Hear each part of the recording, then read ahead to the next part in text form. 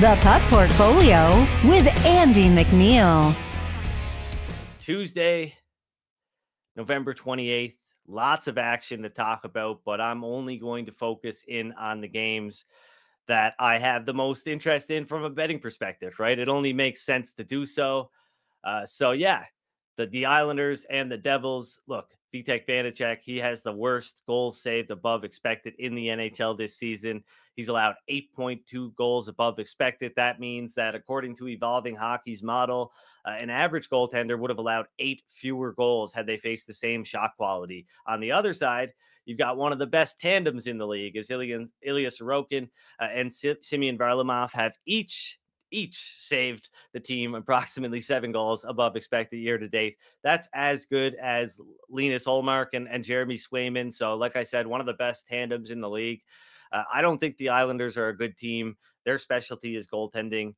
That's going to keep me off of this one. It looks like I think the Devils should be a minus 157 favorite. And that's pretty close to what we're seeing at sports books right now. Let me just pull up NorthStar Bets odds. We're seeing right now minus 164 on the New Jersey Devils. So it doesn't look like there's going to be much interest there for me. Ethan asks in the chat, is it a Panthers hat I'm wearing? And yeah, you betcha. It's a Panthers hat. Come on. Of course it is. I'm not only betting on the Panthers to beat the Senators, I'm betting on them to beat the Leafs too. So that's why I've got to rock the Panthers hat today. I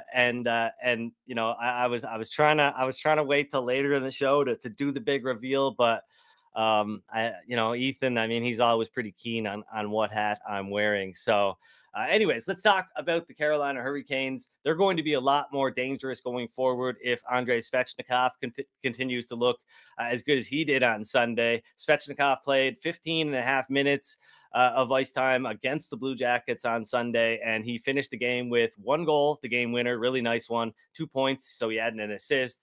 He was on the ice for 36 shot attempts, 11 of which he generated himself, and just 7 shots against.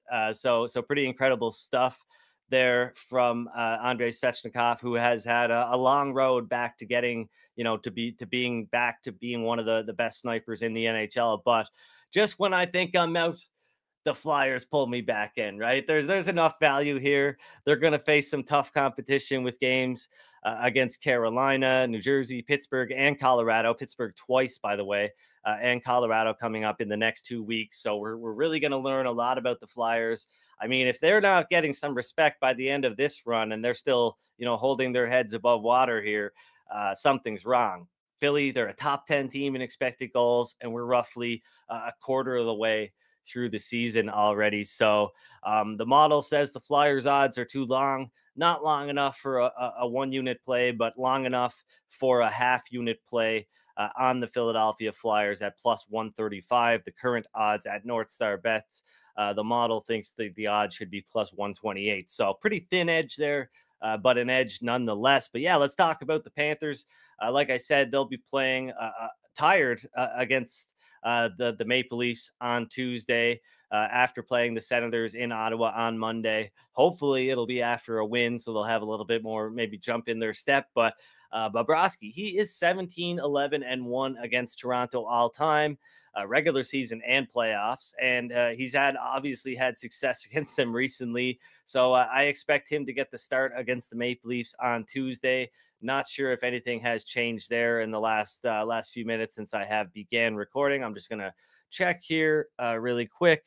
But yeah, does not look like anything has come up. Oh, Spencer Martin will start for the Blue Jackets versus the Boston Bruins on Monday, which was expected. If anybody was wondering, that is just something that I wanted to squeeze in there, even though we're talking about Tuesday's games right now. But anyway, so where was I, Jake?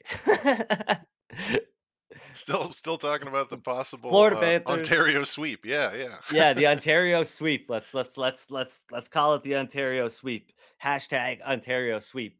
The Maple Leafs, man. I mean, look at this. Like, look at this weekend. What a terrible showing from this team. Blowing that game against the Blackhawks. losing to Kyle Dubas and the Penguins, just a terrible showing.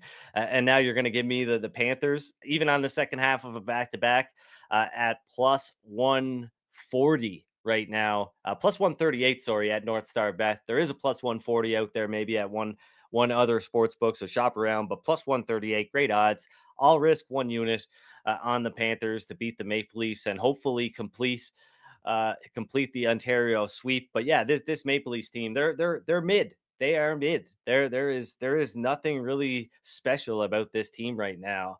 And maybe some of you would disagree. Maybe Jeff Follett is out there watching the show. Maybe he can disagree, but I don't think he would. He's been pretty adamant that this team has been flawed for a while. So probably even before the season started. Maybe my projections, which were pretty high on the Maple Leafs prior to the season, influence some people. I'm sorry, but yeah, they're not good right now.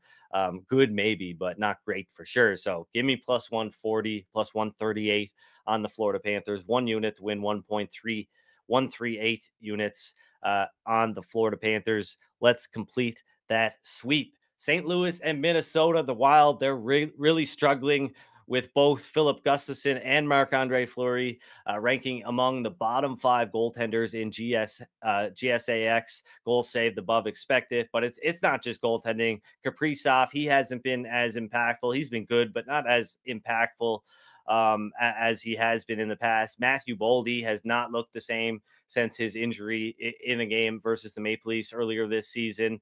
St. Louis, they're a mid team too, but that's why the game odds here are outrageous, in my opinion. I'm just going to stick to the 1 unit plan here. 1 unit to win 1.35 units on the Blues at plus 135. But yeah, this is a bit of an outrageous price here, given how just average or below average both of these teams are. The Wild, I mean, the model thinks that they should be a minus 116 favorite. My gut tells me this one is a coin flip.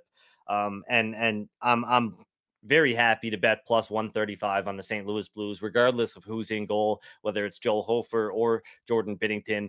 I don't think it matters right now versus a Minnesota Wild team who it doesn't matter who plays in goal for them. So Blues plus 135. Let me just recap my picks for Tuesday.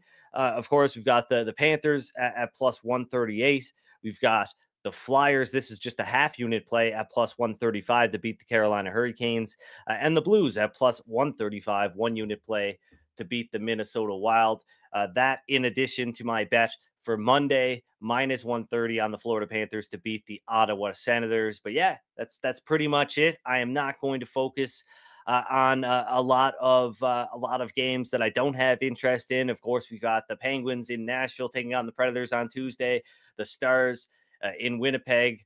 They just played not too long ago, and Winnipeg should be looking to get back in the win column against the Stars. But I'm not really liking their chances, to be honest. A lot less than I did in the last game. So Seattle, they're in Chicago taking on the Blackhawks. Oliver Bjorkstrand, he's been banged up, might not be in that game. They're already without Andrei Burakovsky. The Blackhawks are one of the worst teams in the NHL. They're in, San Jose Sharks territory, but at least the Sharks can block a bunch of shots leading the NHL in shots blocked per 60 minutes right now. The Blackhawks, they've got some problems of their own with in-house issues going on with Corey Perry, Taylor Hall out for the season, things kind of seemingly spiraling out of control a little bit for Chicago there.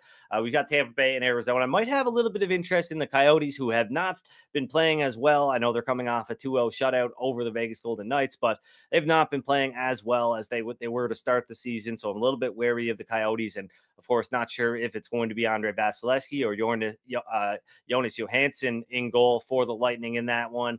The Vegas Golden Knights at the Edmonton Oilers.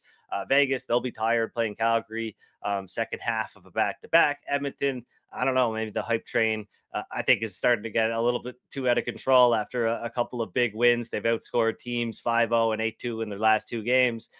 Great for the Oilers. Probably too little too late. I still had the Oilers missing the playoffs more than 50% of the time. And finally, Anaheim and Vancouver, the Ducks in Vancouver taking on the Canucks. I might make a small bet on the Ducks at some point. We'll see where this one goes. Not quite enough value there right now on the Anaheim Ducks. But if you have maybe a plus 220, plus 225, that's something that would be of interest there. But I don't think it's at that high yet, or that low yet, I should say, at any sports book. But yeah, thanks for joining me today on the show. If you have not already, please like and subscribe to the Canada Sports Betting YouTube channel. Please like this video. Tell your friends about it. Please share the show on Twitter if you don't mind. That really helps out a ton. Like I said, it's so hard to get people to click links on Twitter. You can get 100 retweets and you'd be lucky to get 100 link clicks. So it's tough out there, guys. But I really appreciate it. This show has been kicking ass. Let's just call it what it is. I mean, I people wonder why I want to get my opinions out there so early. Well, for one, I want to originate everything I do. I don't pay attention to what anybody else is doing. Some people might think it's bad to be in an echo chamber, but I've got a lot of, resources and things like that to inform me. And I go to work each and every day trying to get ahead of the game, get you guys ahead of the game, give you guys a head start on handicapping the next day's NHL games. Because, my job, believe it or not, is not to make as much money as I possibly can from sports betting. If it was, I wouldn't be here on YouTube. Those days are gone. I'm trying to make some money, of course, but I want to be a man of the people, right? I want to share. I want to let everybody get everybody a chance here to get an opinion when markets are opening up, so that they can, be part of the mob that gets those good prices early on NHL openers. So that's what we're trying to do here. It's been working out. My record was looking pretty good. We were up around 11 units heading into Friday.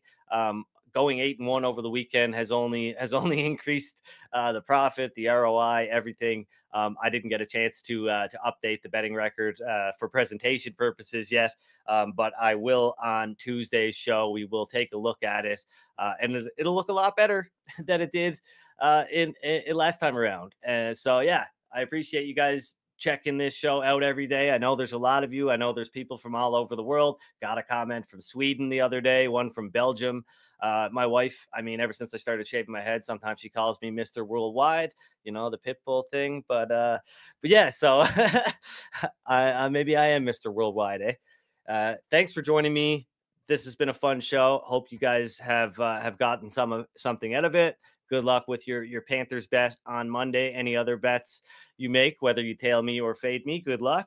And good luck with everything on Tuesday, getting down on some good prices here. We'll recap everything on Tuesday's show. I'll talk to you then.